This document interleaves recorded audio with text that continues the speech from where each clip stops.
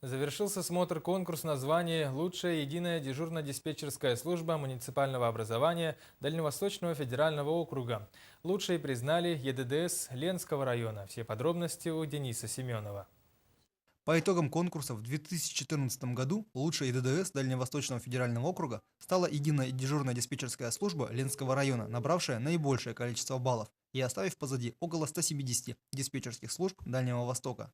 Мы заняли тоже первое место, и у нас тоже диплом первой степени. И тут подведение итогов будет на следующей неделе проводиться на Камчатке, и тогда уже вот этот диплом второй степени будет доставлен в город Ленск, в Ленский район.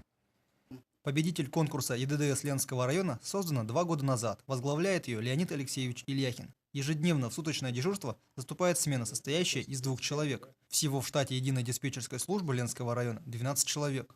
Для полноценной и качественной работы имеется ситуационный зал. Также ЕДДС Ленского муниципального образования обеспечена современными средствами связи и автоматизацией управления и основными ресурсоснабжающими предприятиями.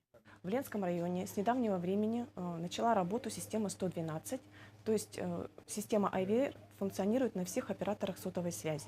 Сейчас человеку достаточно набрать всего лишь 3 короткие цифры 112, и он оперативно попадает в нашу службу, для того, чтобы дежурный диспетчер мог связаться с ним и выяснить, в чем этот человек нуждается, в чем состоит его проблема.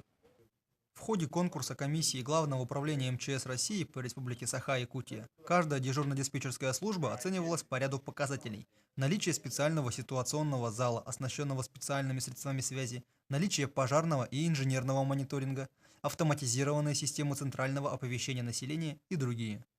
Также оценке подлежал класс подготовки персонала, единая форма одежды, техническая оснащенность службы.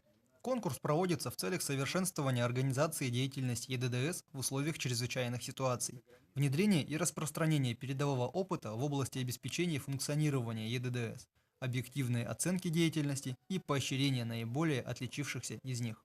Денис Семенов для НВК Саха, Ленск.